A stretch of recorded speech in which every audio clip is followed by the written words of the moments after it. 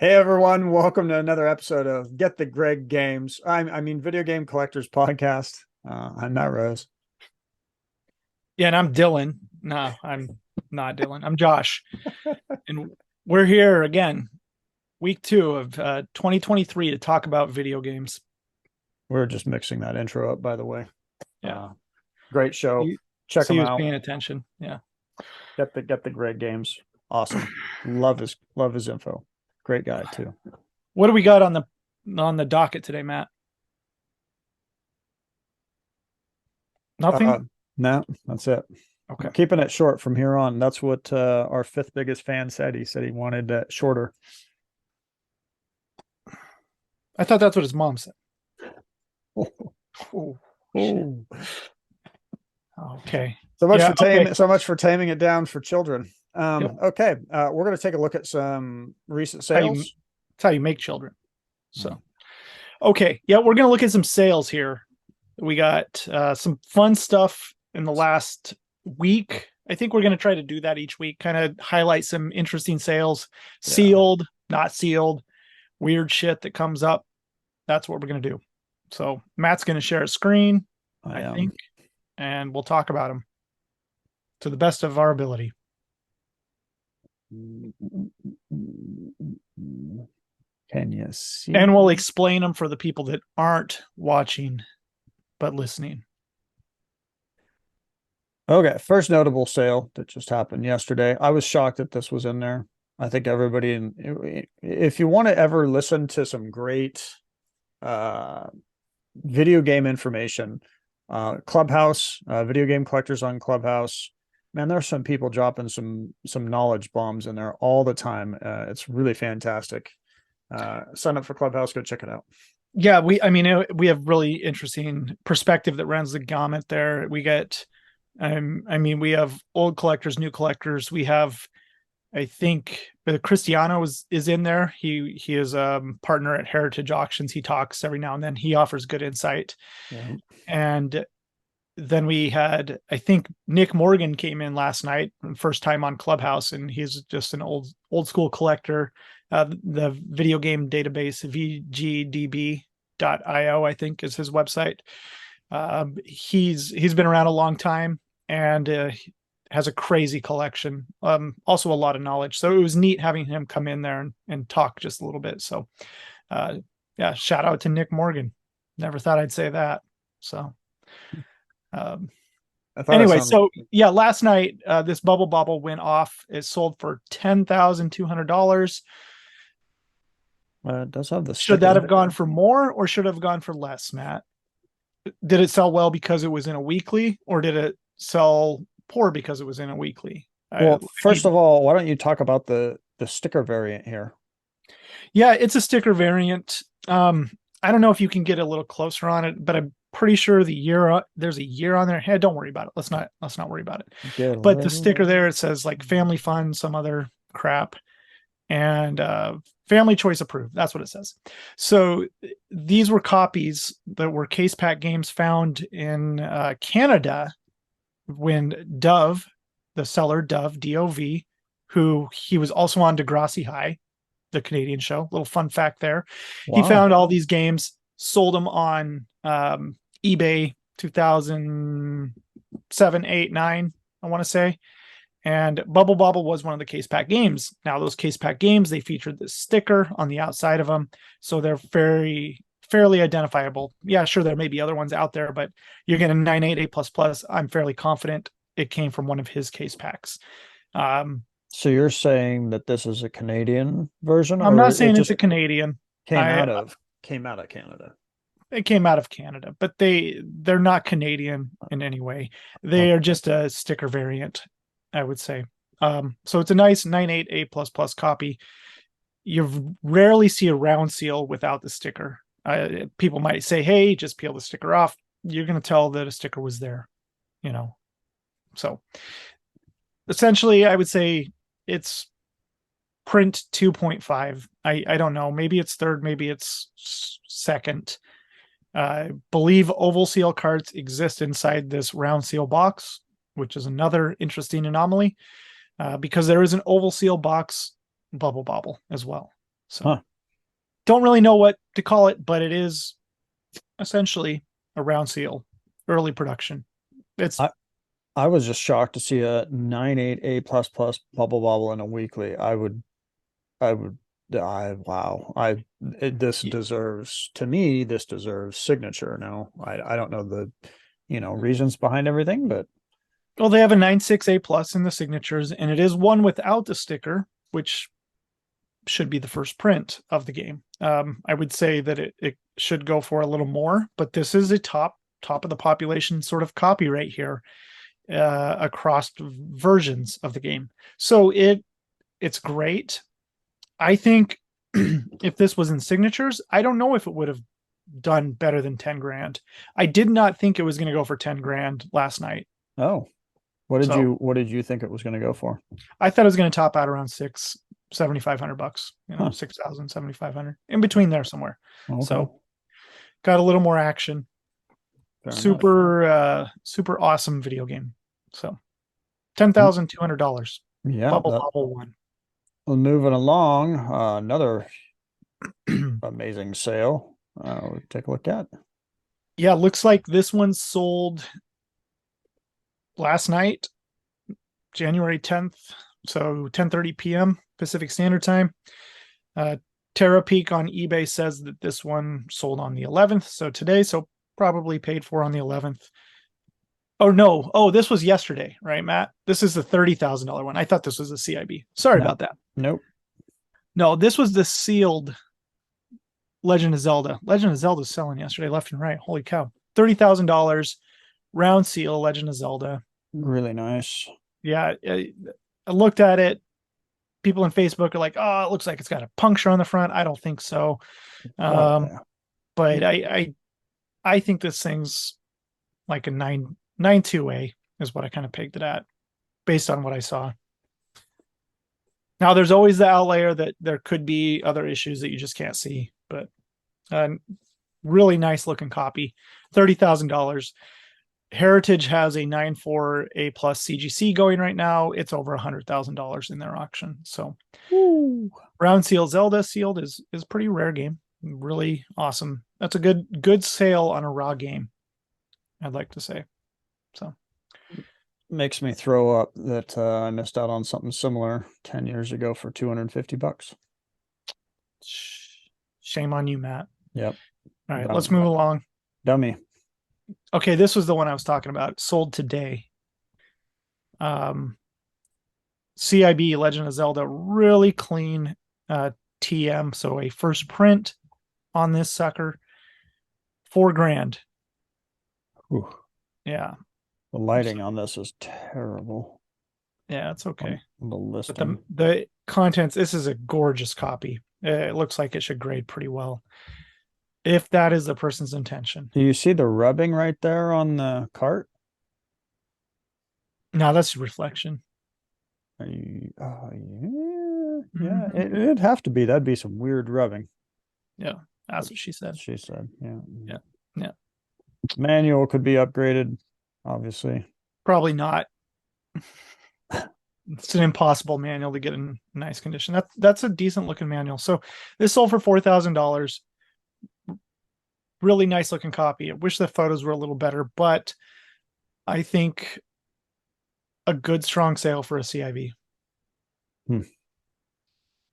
Yeah. All right, moving along. Okay, this was an interesting one. Sealed challenge set, Mario 3. Apparently the Holy Grail. It has a line through the number. Terra Peak had this priced out, sold sale at $2,900. For a raw challenge set, that's pretty strong. I have no idea what this would grade, but it's pretty nice. It's nice. It's just, it seems high for a raw copy. Maybe I'm crazy. I still remember when these were just a couple $100. Yeah. I remember taking the stickers off of them. So. Oh geez. You're okay. Sick. Here, and the last one. This was interesting. Came across this. It appears to be paid for as well. It ended on the 7th. This is Cubivore. Survival of the Fittest for GameCube. Is a manual misprint in it, and it's interesting. I looked at the photos of it. So this sold for $3,275. Oh, I see it's upside down. 87 bids. Yeah, there's like one page in there that's not stapled in. It's an interesting thing. It's not like somebody took it and turned it around. It's misprinted. So it's really cool. This game CIB typically sells between $400 and $600 depending on condition. So going for more than double what a normal CIB goes for, this went to the right Atlas fanboy GameCube collector, I guess. So wow, that's an insane sale for CIB. I mean, I don't know much about that game, but wow, that's a lot. yeah, and I have to imagine this was paid for because it did show up as a sold listing on the back end for the eBay research, the Terapeak. So that's wild. That's pretty wild. I like it. I like it wild. What was there any other sales that you could think of, Matt? What? Oh, well, I mean, you want to talk about that now? Sure. There was here, let me stop sharing just for a minute. There was it was brought to some attention that there was a fake Halo sale. A fake sealed first print, well, not, call it what you want, first print, whatever, black label Halo, Combat Evolved, and it went for $1,600. I don't have it pulled up, but immediately the buyer was informed that it was previously by somebody we know, because he tracked the serial numbers on there, that it was previously already sent in and rejected as a resale. One thing to keep in mind on early Halos, and this is coming from me, nowhere else, so I'm not speaking for anybody else, I'm just speaking from my experience. When you're looking at security codes, and let me show an example. So when you're looking, this one's in a case, but I see if I can, I don't know if you're gonna, when you're looking at the COA, the codes and the code here that's just right along the bottom, you're not gonna be able to read it because my camera's not that good.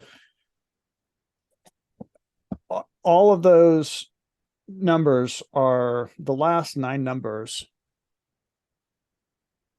are sequential from when they started.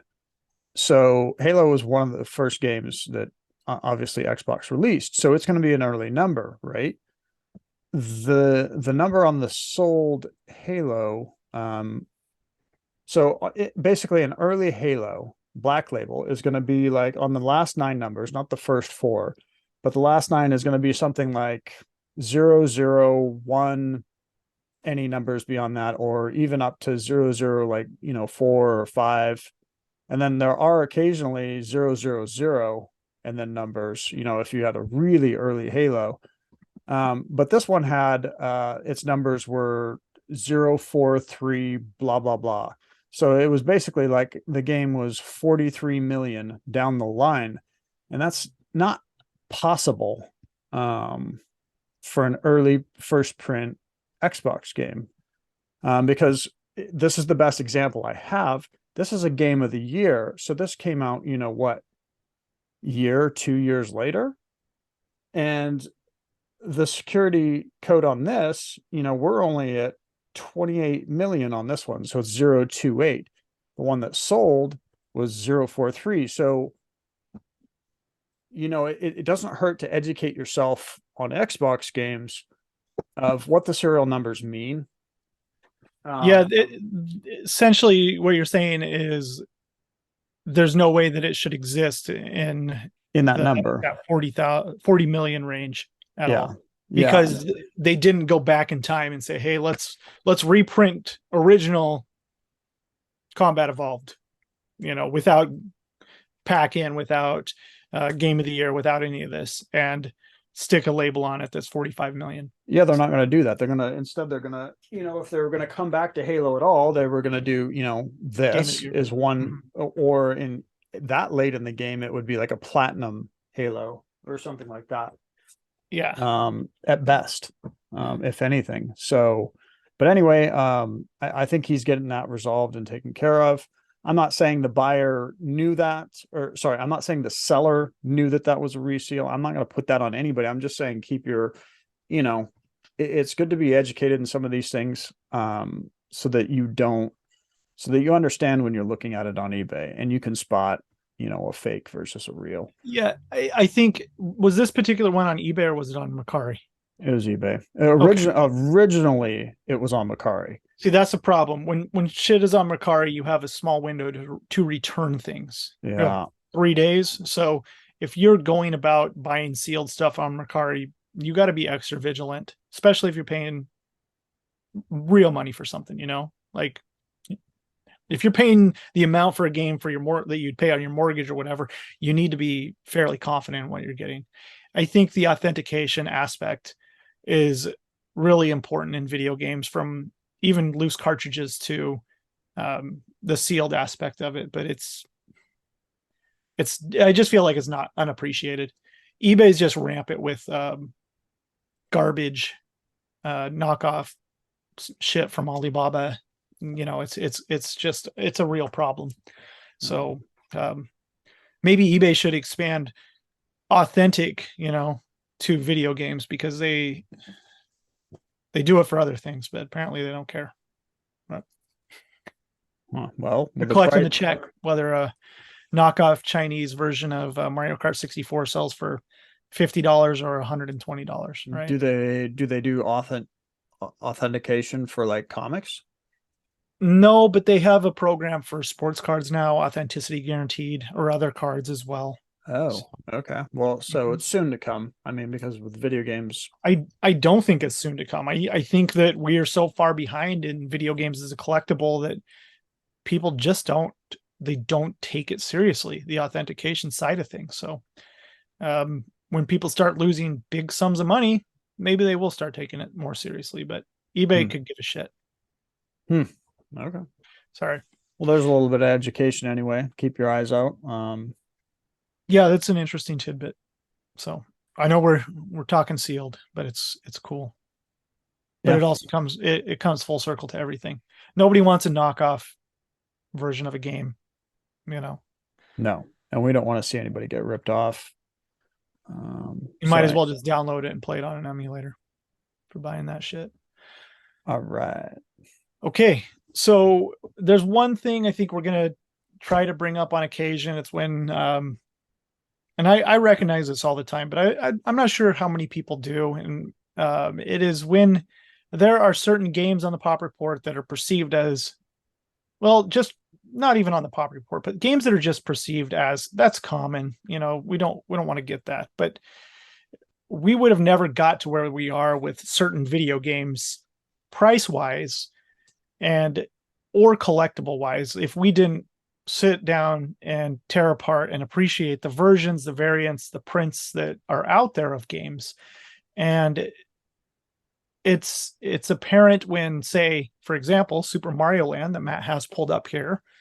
Matt, if you can drill down to that, WATA has graded 105 sealed copies of this game. This is when variants matter, right? So you see your average non-player's choice or million seller, whatever on Game Boy it is, version of Super Mario Land will sell anywhere from, well, I think there was an 8.0 last night, sold for like $800 sealed. That's a pretty strong sale. But you're going to see this game fluctuate in the top grade going for 20 grand, and under for lower grades. But when you drill it down and you find, say, the first print, like the green screens here, they have two on here, or two variants, I guess. So they're calling out both versions. WATA has only graded 8 of those. And I know that game has sold for over $50,000 in the past. So this is a great example of why this variation matters. Sealed condition matters as well, but the harder to find version typically will outsell that. And this is a well-known one. Now, what I want to do with Matt here is kind of go down a line of what isn't known, ones that people just don't pay attention to, and ones that are kind of confusing. So I think the next one we were going to talk about, Matt, is Grand Theft Auto. Grand Theft Auto 3. Okay, so we see there's 768 graded. That I mean, you're like, oh my God, that's a lot of Yeah, Grand not Theft only Auto 3. 768 graded, but 199 eighths, right? Yeah, that's And nuts. 100 134 A plus plus, right? and So two, and apparently there's two tens. two tens. The tens are their own thing. Let's leave those alone, right? Yeah. But for the average collector, you should know that there is the trilogy edition here. It's a later print that came packaged with all three games, Vice City, or three Vice City and San Andreas, right? And people have been grading those since WATA introduced the DVD blister. And Yeah. it looks like WATA has graded, what is that number? 654 copies of the trilogy version of Grand Theft Auto 3. That is This and San all. Andreas have got to be the highest graded games. This is all Dan Kaplan right here. Every last one. Yeah. This, So the 9/8s, they're still only 168 9/8s. Sure. That's still a lot of 9/8s. But let's take a step back. We have the greatest hits double pack. That's interesting. 9 of those have been graded. Greatest hits people just think are poo, which is fine. They don't like them. They're pretty hard to find, actually. But if we take it even farther back, we go to the original release of Grand Theft Auto 3. I think one of the probably the most important game on the PlayStation 2. I guess people might argue that, but I think this is a monumental video game. There are only 99 total copies of this game graded. The original, we want to call it black labeled. I think that's the term that people have used, with a Sony security strip on the top. Of the 99 graded, they've only done 29 eighths. And of those 29 eighths, there's one A plus plus. So you get a top grade there.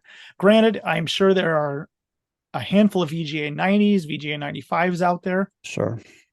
It's still just not a lot. Drill it down farther, you got 47 9.6s, 16 9.4s. Wait, and the pop just falls off. Let me pull up the VGA pop report. Oh, wait. Okay, Matt. Great. I'm sorry. My bad. Not found. Not found. Yeah. I couldn't find it. They'll get something together one day, I'm sure. But this is just to illustrate the point. I feel like people don't care about this one as much, but as for as big a game this is, maybe they will one day. And I don't want to get too long-winded about this particular one, but that's a good example of that shit's common, right? But it's really not. Can you still buy VGA pop reports? Because I know back in the day we paid a little bit. I think we paid like $5 or $8 to get a report on a specific game. Is that still? I don't think you can. Maybe you can. They might have stopped that. I thought I heard maybe you have to be the right person. That could be it too. I'm sure. Yeah. Anyway. Okay. Moving along now. Let's go to something a little older. And I like to illustrate this, that exists across consoles, across generations of video games. Earlier versions, later versions, maybe it's later versions, different versions of games that are harder to find, typically are harder to find sealed as well. So WATA has graded a lot of Space Invaders. I think across versions of Space Invaders, this is the single highest graded Atari 2600 game. However, the good majority of the ones that have been graded are the later released Atari Corp made printed in Hong Kong red box version. And then it looks like the made printed in Taiwan. Which there were some case packs of, obviously. Yes, 42 of those and 152 of the first one there. Jeez. That's a lot, right? I mean, for Atari, yeah, this is where people are like, oh, this dirt common, and Atari's just common. Yeah, sure. It's pretty common. Well, it's dirt common. If we could take, I wish we could take lines out of here, just for numbers' sake. You'd be dropping 194 games. You'd be dropping 194 games. So this is where you 41 games left of just blue box. The blue box Atari, right? And we're still going to remove some of those blue box Ataris because these printed in Taiwan blue box from 86 and 87, those are also Atari Corp releases. Granted, they are a hard to find version of it. But they kind of fall in the later releases. If you want to go for early print Space Invaders, what are we looking at here, Matt? We're looking at 5, 2, there's 27, 31, 32 copies. And even this multi-language box, it's interesting. Yeah, it kind of falls in the Atari Inc. era as well. So 32 copies of this Wow. sealed. They haven't even graded a first print copy of Space Invaders. That's wild. But if you hover over some of the numbers, you'll see that some have a seal on them, some are NS. And it's not for the fact that WATA removed the plastic or somebody removed the plastic. It's for the fact that the very early versions of this game didn't have plastic on them, like the very first prints. And then they added plastic. And then there was some released with hangers where they took the plastic and didn't have plastic on them. So they just glued hangers. Atari's a weird bird. So weird. Yeah. And WATA really doesn't break that down as a particular variant, but you can see, say, if there's a hanger box on here with a warranty box removed off the back, some of those may be NS and some of those may be with a seal on it. Yeah, there were a couple in here that were like there. Like one's that. NS, one's A. Is That's probably the one I sent in that got the seal removed because anyway. Yeah. So it's just an them. interesting bit on Atari. Also, another one people just are going to say, but you know, as a collector, and for the majority of people that are buying sealed Atari or looking for the popular games on Atari, you know, you can automatically think in your head, blue box, hard to find in new condition, hard to find in nice condition CIB, actually. So have at it. Yep. Very important Atari game as well. So, and then let's go to Intellivision, the system that nobody cares about. However, it was the first system. It was a system that had the first licensed version of Advanced Dungeons and Dragons, which is awesome. And I want to talk about Advanced Dungeons and Dragons because I'm a big nerd, but more so about the versions here that have been graded. If you see, it looks like WATA has graded 43 of the Intellivision Inc. versions. Oh, yeah. And that is the later release of Advanced Dungeons and Dragons, whereas they have only graded 4 sealed copies of the Mattel version.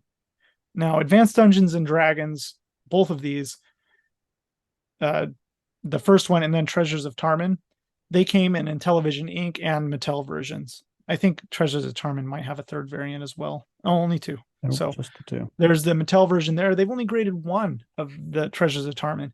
But these are massively found case pack games in the Intellivision Inc. version. The Mattel version of these games are very, very rare sealed, as you can see. So there's stuff out there that people just aren't even considering because they have this. These games almost have a stigma of being common because of a version that exists. And that's something I want to try to talk about on a regular basis because it's unfair to a cool, hard to find sealed game when it doesn't get the appreciation from collectors. So it's a good way to look for that one. What do we have next on the list? Oh, Burger Time. Yeah, and they haven't graded a single first print Burger Time. So good luck. There's one Mattel. Wait a minute. Maybe they have. Made in designated country Mattel. No, that's a later release. So with the Mattel here, this bottom. No, made in Singapore Mattel is not it either. What would be a first print on this then?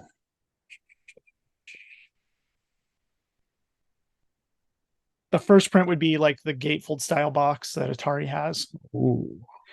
And if you go back to AD&D there, what is the variant called out on that? It's just made in USA Mattel.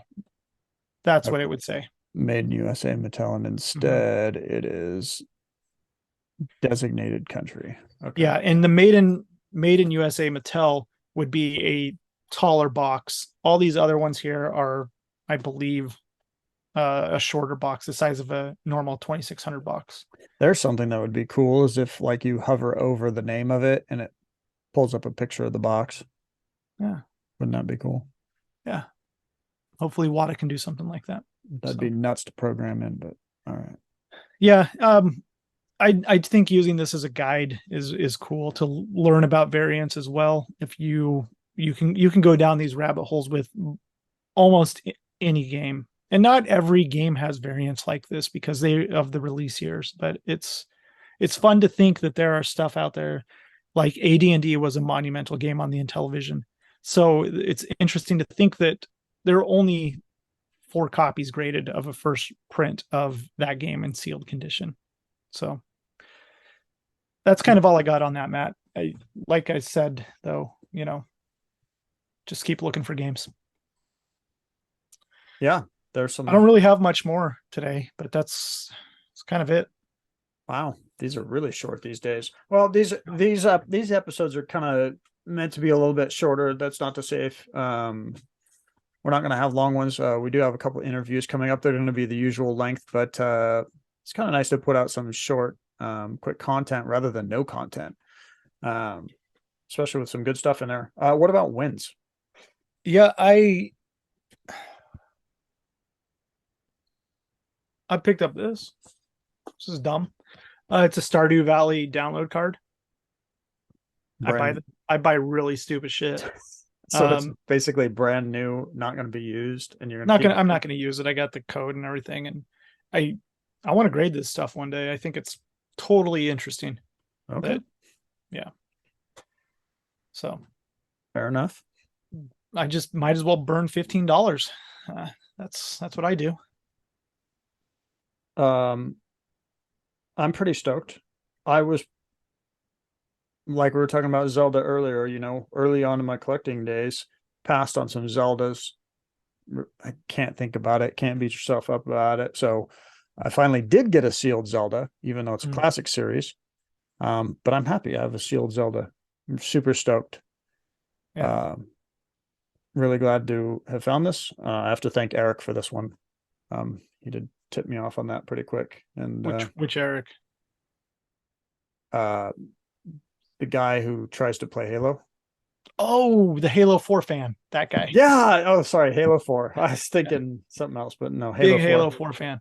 Yep. In fact, I got the 9.8. I'm going to send it to him, see if he'll sign it for me. Yeah, I have a signed copy, but for some reason his signature isn't on here. So I wanted to send this to him too and get his signature. Maybe he can sign him for us. We'll get a signature series going for him with CGC. Yeah.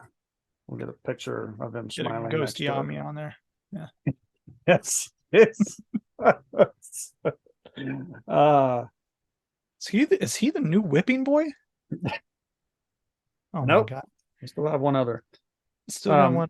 Yeah, we were, even though it was short, it's kind of short because the guest that was going to be on here, Dan Kaplan, couldn't make it because he's still waiting for VGA pop reports. Sounds like Dan. Yeah. Sounds like a lot of Dans I know. I guess that kind of played in today's, and I'm not really, honestly, VGA had pop reports way before anybody else. So, I'm just kind of making friendly poke at them because they said 2 years ago they were going to release pop reports. Popping and poking, that's what Matt does. So Dan's waiting for that.